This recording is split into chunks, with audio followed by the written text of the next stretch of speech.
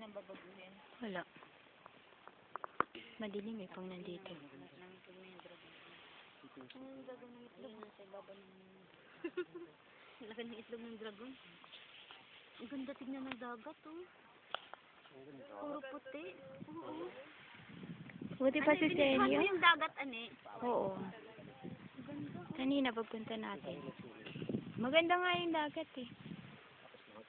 May mapangit na dagat, di ba? Yung Batangas. Yung Batangas, yun, mapangit. Hindi, siguro kasi common yung ano, yung Saan drain yung na ano. sinuswimingan natin? Pangit ba yun? Ito parang pang ano na to eh, pang sa shootingan, di ba? Parang pwede na siyang pag-shootingan. Hindi katulad din sa ano, yung sa Batangas, tapos yung ano natin sa Bataan, parang mahuli yun. Sa Bataan? Bataan, parang Napakabato naman dun. Saka wala man lang ka-design ayos-ayos. Ayun, ito lang. Ito kahit na walang ganda, ayos, oh. maganda. Parang yun sa Bataan, hindi sulit yung Dahil biyahe pagka mo. nilagyan to ng mga yung ayos na Oo, yung resort, bandera na makukulay. Bili tayo, ano, bili. Bira nagpupunta dito. Bili tayo ng lupa doon, hanggat wala pang ano. Kasi sa ibang part na hindi nagpaalam beach.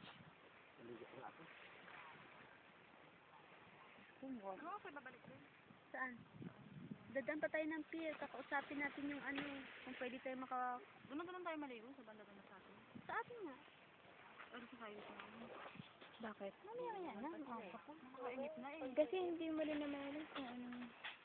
Sa bagay, parang parehas lang. Kasi kahapon, low tide lang. Oo. Kaya maganda lang dito. Kainit, talubog na nga eh. Nakakainit, sabi ko. Hindi naman baboy yun. Hindi sabi, hindi pantay. Hindi pantay yung baboy.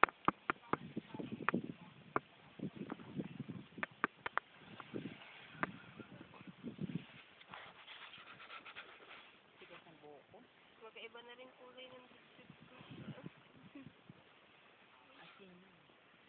Di ba maalat ang dagat? Nahati ka nga eh. Tingnan mo yung, di ba tube yan? Pantay dun sa braso mo. May upuan pala dyan. Kaya pala yung sarap yung upo dyan ng mama.